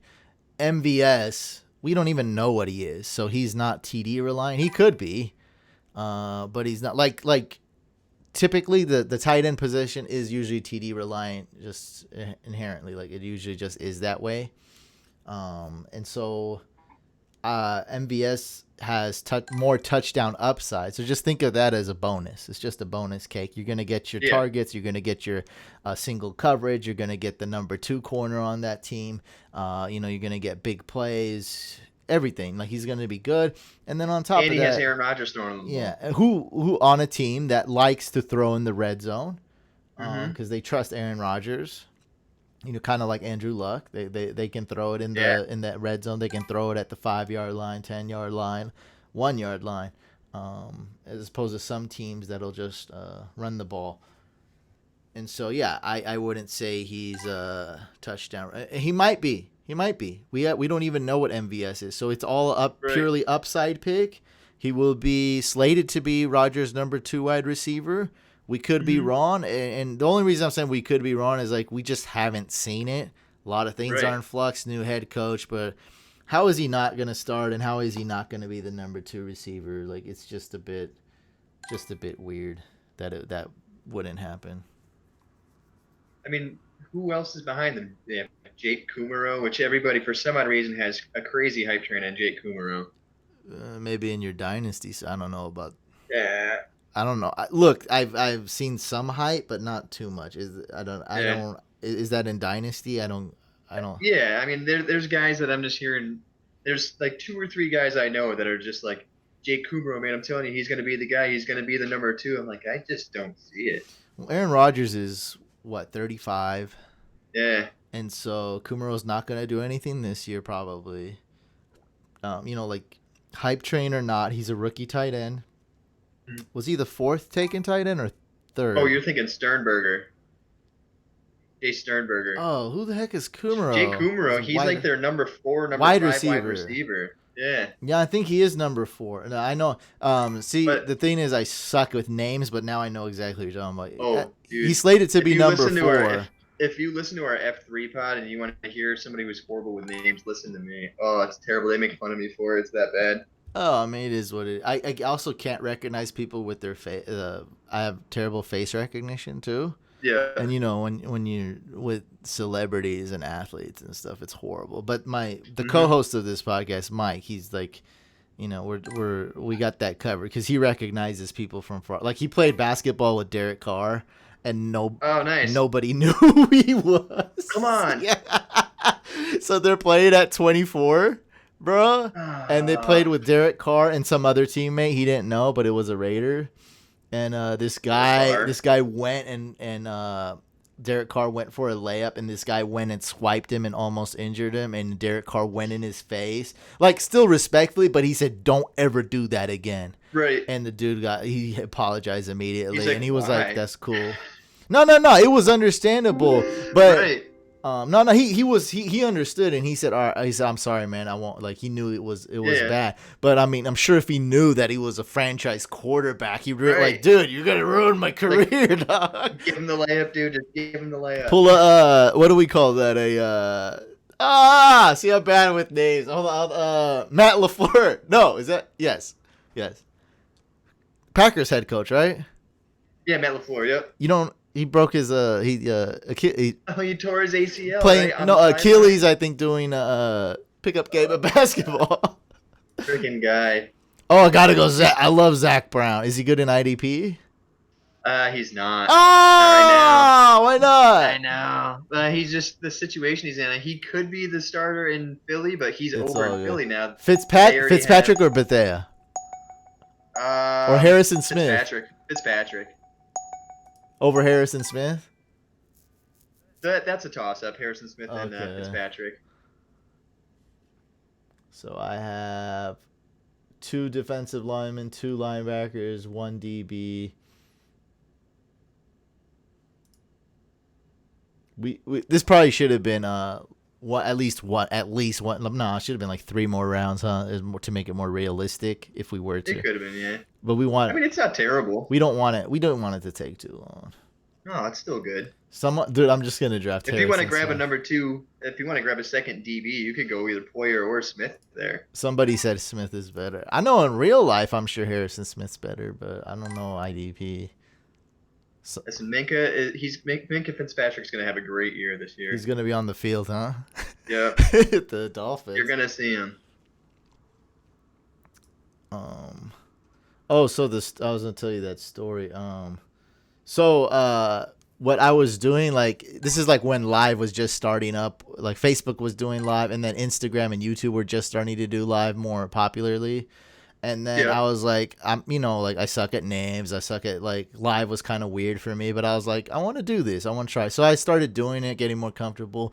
And and the channel's growing too. So we're like we're about to hit 10K subs on the channel. So the chat's getting. So it was just me going crazy trying to read 10,000 comments and everyone getting angry because I wasn't able to answer 10,000 at once.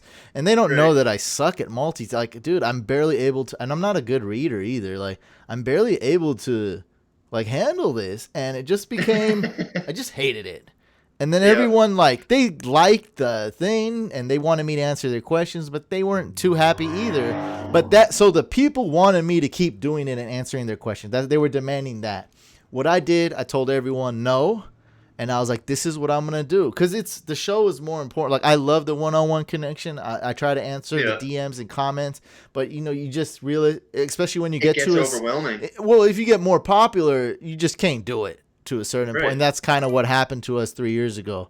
So what I did was I turned just live stream show. I don't even know what I titled it. There's like no, just like me trying to read everything is basically what the show is. To hack my lineup, and we wanted to do pimp my lineup, but that name is so generic. And the show was more Pimp My Car was more popular 3 years ago, but still like outdated as heck. But it was like catchy, But we're like, you know what? And now it's like so lame to call it that. And so we're like, dude, let me call it Hack My Lineup. I just came up with it where I kind of pretend I'm a hacker. I'm not actually hacking. And you give me your login, and I bring it up on the big screen, and we all decide what anything goes. I can write a comment. I can change your team name. I can, do all this. And then it took off day one, dude. Really? Oh, everyone wanted to get on the show. Everyone. And they were just begging. And I answered a couple questions during it, but they know the deal. And it ended up being to where so many people wanted to get on that I only ended up accepting donations. And it's just, so when people watch now, they're like, dude, you don't even do anything. You're full of yourself. You're just doing this for donations. And I'm like, dude, like, if you knew how this started. Come on, man. They just don't know how it started. I was like, dude, the donations was like, it just started like somebody donated and was like, dude, hack me, I donated. And I was like, all right. I mean, I never got a donation before in my life. Like, that's so cool. Like, they're just not seeing it from my point, because they're seeing the successful product and just think I'm some greedy dude who's like requiring you to give me money. And I'm like, okay, this guy donated like real money, like, you know, out of he's a probably hardworking dude, donated money. Right. And why not hack the guy who donated money over the other ones? Then someone else was like, I want to get on donation. And I was like, and then it just kept growing. And I was like, okay, so only people that donate can get hacked. And it got so crazy that even people that donated weren't getting hacked. Like, it just kept blowing up and blowing up. And I just do my best. But they, you know, most people know, like, it's entertainment. Like, I got to do what I got to do. Man. And this is another crazy thing. So after week 2, I'm just going to try to state the facts and not my opinion.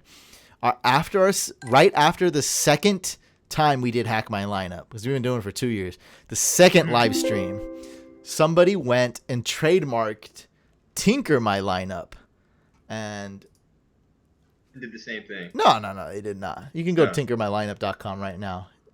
Probably. So those are the facts, but he probably thought, you know how people think they have an idea and it's going to make $1 million, and it's like, oh, dude, doesn't really work like that. Oh, this is stop. So I had to I got a lawyer, and he got his trademark. That's cool. I don't care. But I got mine. Wow. So I had to. Come on, dude. I just drafted. Oh, it's not working. Wow. Whatever. This is stupid. So that's the story of. Hold on, guys. Let me give me a second here. Let me because this guy was like, "Can you make it better, like, for us to see?" So I got rid of our faces. Let me bring. Give me 1 second, guys. There we go. All right, and.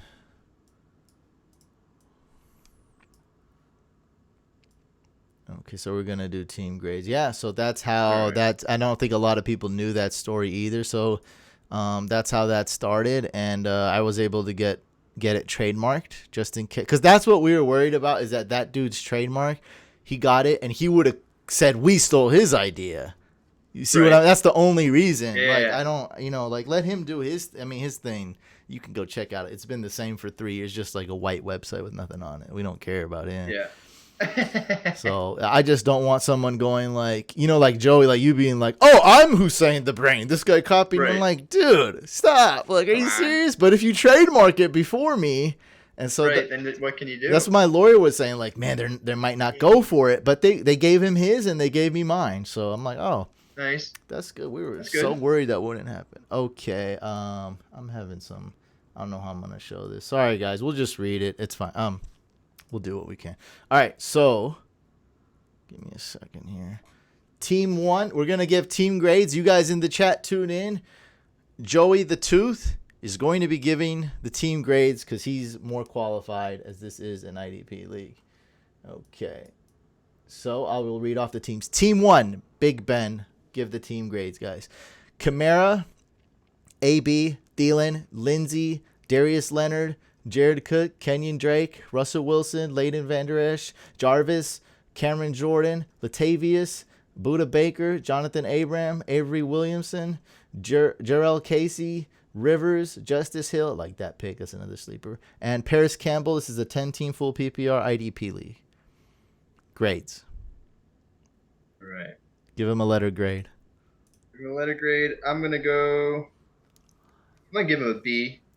Grade. I'm going to give him a B. Grade B. Okay.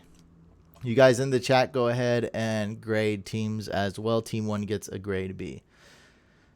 Team 2, Ty, Saquon, Kelsey, Dalvin, Melvin, AJ Green, Cooper Kupp, Aaron Jones, DeForest Buckner, Jamal Adams, Justin Houston, CJ Mosley, Joe Schobert, Robbie Anderson, Sammy Watkins, Geis, Haha, Cam, Will Fuller, Austin Pooper.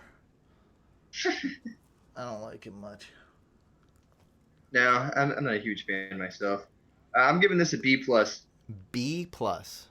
B plus. Not D plus. No. B as in Baker. B as in the Baker. B as in Barkley. B as in the Buda Baker, though, because it's IDP, huh? That's right. Team 3, Terry. All right, Terry. See where you're at, Terry. C-Mac, Mike Evans, Keenan, Devontae Freeman, Ertz, Dion Jones, Lamar Miller, Matty Ice, Chris Jones, Jaylen Smith, Tariq Cohen, MVS, A-Rob, AP, Eddie Jackson. Ooh, Eddie Jackson's such a good player in real life. Is he good in IDP? He's kind of a bit of a home run hitter. If he could be a little more consistent tackling, but I think last year he had like 6 picks and he had 3 or 4 of them returned for a touchdown. Wow, So, yeah. Ed Oliver, we like him. Josh Yep. Allen, Rock Armstead, and Jabril Peppers. I'm giving him an A. I like that team a lot. Grade A. Way to go, Terry. All right, let's hope we get some D's and F's to make this Get entertaining. there. Okay. You don't have give him real grade. I'm just talking out loud. That's basically what I'm doing. You got to do your thing, man. Yeah, no man. influence. The AMAR, Team 4, Zeke, Odell, Kittle, Fournette, Brandon Cooks, James White, Tyler Lockett, Deshaun Watson, Frank Clark, Miles Sanders, Alshon, Devin White, Tyrann Mathieu, Honey Badger, Shady McCoy, DeMarcus Lawrence, Corey Davis, Big Ben, Zach Cunningham, and Mark Andrews.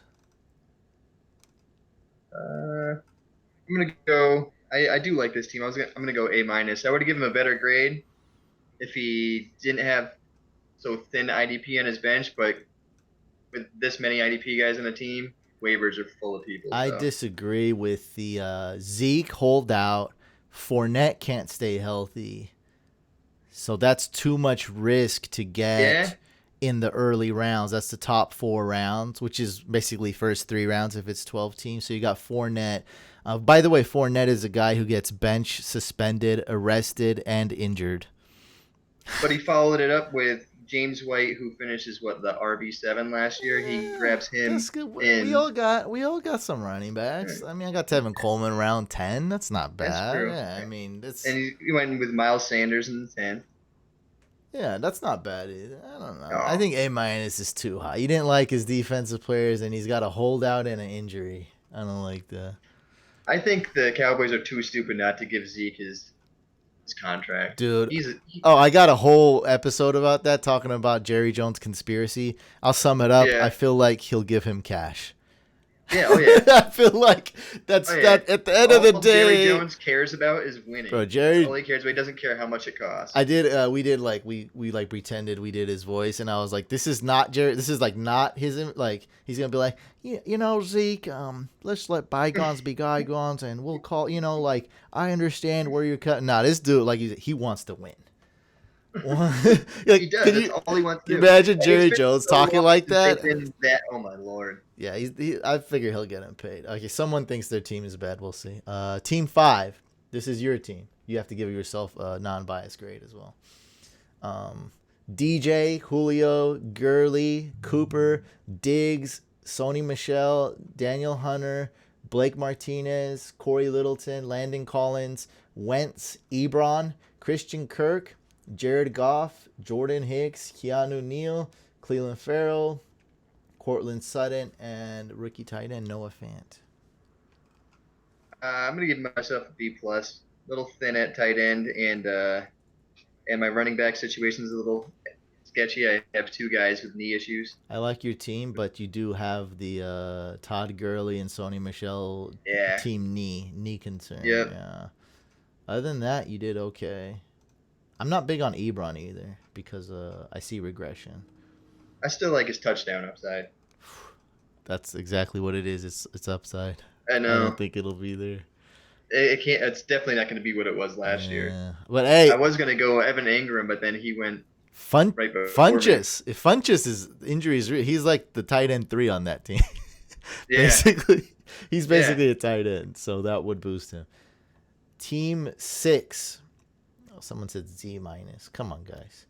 Team 6, Bell, Mike Thomas, Carry-On, Mark Ingram, Aaron Donald, Andrew Luck, Tremaine Edmonds, Darwin James, Mike Williams, D. Ford, DJ Moore, Rojo, McDonald, Sterling Shepard, Dante Foreman, Hawkinson, Josh Allen, Dak Prescott, and Kiko Alonso. I'm going to go B-. I'm still not sure with Le'Veon Bell and with the Jets. I mean, Adam Gase completely destroyed Kenyon Drake last year. And then his receiver core isn't really that great. You got Michael Thomas on a holdout. You got Mike Williams, who's a possible upside guy, but he still has Keenan Allen in front of him. And you don't really have. I mean, you have Sterling Shepard on your bench too, but he's also injured. And he's going to have either Eli or Daniel Jones thrown to him. So your receiving core is really thin. Yeah, you do have a guy holding out. And DJ Moore, it's a nice pick, but I like DJ Moore, but don't know about his quarterback situation. right. So that's why I got guys like Galladay and Calvin Ridley basically a tier ahead of them. You know, like, Yeah. I mean, if Matt Ryan was throwing him the ball, like, it would be different. But I don't know with Cam Newton's injury, like, what's going to happen. And Will Greer, I like him, but he's a rookie. He might really suck if he has to play week 1. Definitely. You just have to, be realistic. Team 7 FSG. We got Nuke, Damian Williams, Aaron Jones, Hilton, Chris Carson, Calvin Ridley, Joey Bosa, Khalil Mack, Devin Bush, Levante David, Evan Ingram, Kyler Murray, Kevin Byard, Jordan Howard, Westbrook, TJ Watt, Brady, Antoine Bethea, and Ito Smith. I'm sticking with a B. B. Going B. You got Damian Williams, who's got the hammy. We don't know yet with that. Aaron Jones, haven't seen him put together a full season yet. Chris Carson's in a timeshare. The IDPs are great. You have a great IDP and bench. And then, if this is just a redraft, Tom Brady, sure. But if it's a dynasty, you're going to be going for another QB next year or the year after. Well, this is a redraft. All right. And he does have Kyler, who's like the dope. Yeah, Kyler. The dopest dynasty. I love Kyler. Yeah, that's a great dynasty quarterback. But the running back situation makes me a little weary on this team. It's weird how he's got the youngest and the oldest on the same team. Yeah. Team 8, Joe Mixon. By the way, I did a video with him too. Dude's a beast, bro. Watched him, filmed him work out. Yeah, you could. It's called, if you Google it, "How I Met Joe Mixon" is the name of the video. That's beautiful. Oh, it's so when I watched, I was like, dude, this guy is so freaky good. When I got to see him, he did like all receiver drills, and it was just so sick. Yeah, that's awesome. Mixon, Tyreek Hill, Marlon Mack. He's got a Mixon and Tyreek Hill on the same team. Marlon Mack, Josh Jacobs, Chris Godwin, Hunter Henry, Myles Garrett, Luke Kuechly, John Johnson, Tyler Boyd, Quan Alexander, Royce, Drew Brees, Jalen Samuels, Marvin Jones, Damian Harris, Trey Flowers, Lamar Jackson, and Jordan Poyer. Listen, I'm giving him a straight A. I like this team. His IDPs are stacked. He's got 3 starting running backs, all to get good volume. He's got Hunter Henry coming back, he's got him and Philip Rivers have good chemistry. Godwin's going to have a big year with Tampa Bay as the number 2. Tyreek Hill, obviously, with Mahomes. And then you have in the number 4 D end, 2 top 10 linebackers, a top 5 DB, and then a great bench. Tyler Boyd's on your bench. He's going to be the wide receiver 1 with Cincinnati with AJ Green out. So I like this team. I'm giving it an A. And that was team 8. Oh, you got an A. That's great. You should be impressed with that. Team 9, Adams, James Conner, David Montgomery, Edelman, Robert Woods, Bobby Wagner, Njoku, Baker Mayfield, Darrell Henderson, Calais Campbell, Dante Pettis, Austin Eckler, Melvin Ingram, DK Metcalf, Earl Thomas, Kalen Ballage, Dante Moncrief, Zach Brown, and Curtis Samuel. I'm going to give this one a C+. Zach Brown's your starting linebacker. He might not even start for the Eagles.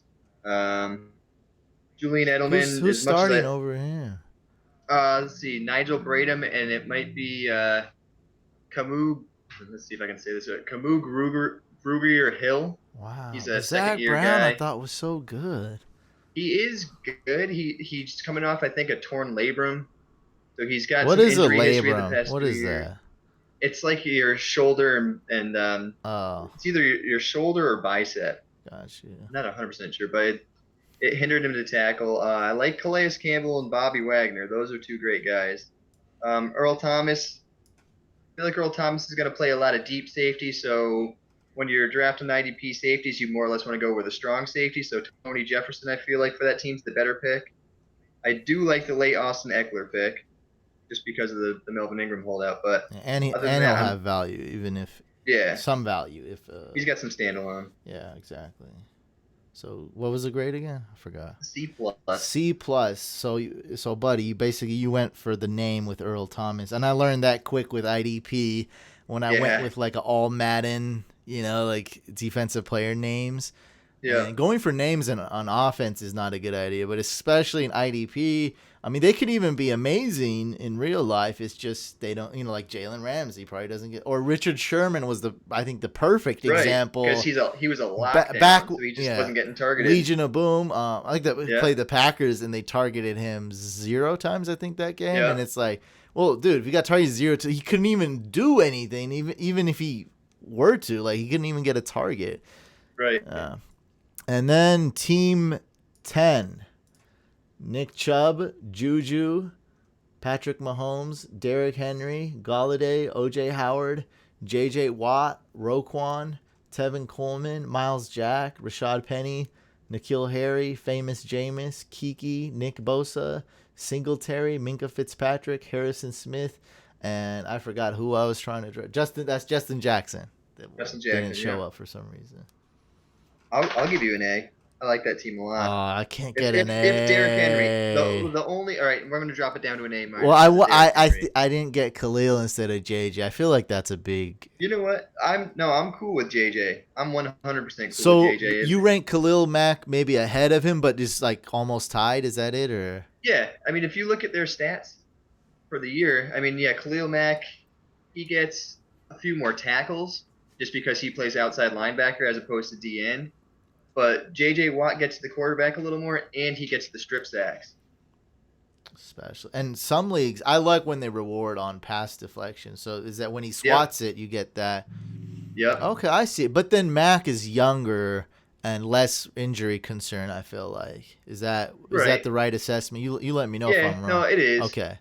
I still worry. I mean, the outside linebacker position, there's only a handful of guys that will give you over like 12, 13 sacks. Like, you can still have guys be a DL playing the outside linebacker, but they're more tackle heavy. They'll get you like 60 tackles, 10 sacks, as opposed to you have some guys that play DN that'll get you like 50 tackles and 15 sacks. And sacks usually give you that much more of a bonus. So it's usually at least 4 points per sack, and that's in a sack-friendly league. Okay, so what's my final grade? I'll let you give it. I'm giving you A minus just because of the Derrick Henry. A minus. You did follow it up with some nice bench players with Singletary and Jackson. And Penny. So one thing I did good though was like I didn't like reach for I didn't reach for the defensive players. I got decent value. Kind of let the draft come to me. No, you definitely got good value. Yeah. Okay, good. You were able to fill out your offense for the most part first, and then you still jumped in like J.J. Watt in the 7th, and then Roquan in the 8th. Those were good back-to-back picks. Awesome. Yeah, that's what I do. Even like because I have to play like baseball or like DFS baseball or something, just because of like all the partners I'm with and this and that. And I just use a lot of like I don't watch baseball at all. I just use a lot of stuff that I know, and it works. And like I'm dominating in baseball, and I haven't watched baseball in over a decade. So it's like, like I just used what I kind of knew about the settings and whatnot, and what you told us in the beginning of this podcast. And hey, I got myself an A minus. I did pretty good. This was definitely fun, guys. I want to really quick just mention. So on the main channel, you can find this live stream. So go to the main channel, Fantasy Couch. We do have 2 fan leagues. One's for the Facebook group. This is the information, but just go watch the video from the main channel. It'll explain it. It's kind of complicated if you just have it in text. It is first come, first serve. So we got a $30 league on the Facebook group, Fantasy Couch Fam. And then we have a $50 league for YouTube, and that is if you subscribe to both YouTube channels, Fantasy Couch and Fantasy Couch Podcast. Hopefully I will talk to Joey the Tooth, and maybe we'll do a collab video. So, by the way, Joey, you may not be familiar with a lot of the content on my channel, but one of the main things I've done is these strategy/tip videos. How to play fantasy football, dynasty strategy, auction strategy. It's kind of a niche that hasn't, like IDP is a niche, kind of a bigger niche, like a wider niche that no one's really touched. Like, people have made like, what is fantasy football, how to play it, but it was pretty bad videos. And so I did a good one, and it got pretty popular. And so I was like, once you do something right, you keep going with it. So next on my list, I got about 3 more of those planned, and one should definitely be IDP. Hopefully we will collab to maybe a certain extent, and it's good, for cross promotion as well. So hopefully you'll be able to collab. Hopefully I'll be the first to do it, though. I don't want someone to take my idea. So anybody interested in learning more about IDP, if you go on IDP, guys, we have one article on there right now by Johnny the Greek. He's written a whole article that tells you step 1 to start with IDP, and then we have another one from one of our guys, Oklahoma Doug. He's got one coming out in the next week or so that kind of tells you when you should start targeting certain players. So gotcha. I'm on the site right now. So that's idpguys.com. .org. Oh, sorry, idpguys.org. This is the site right here. Check it out, and you can follow Joey on Twitter at Joey the Tooth IDP. Make sure you guys are subscribed to both YouTube channels, Fantasy Couch and Fantasy Couch Podcast. You can find the podcast on Apple, Google Play, Spotify, the whole shebang. It's available on all the major podcast platforms. Like this video if you enjoyed it, dislike if you didn't, and we'll catch you on the next video /live stream.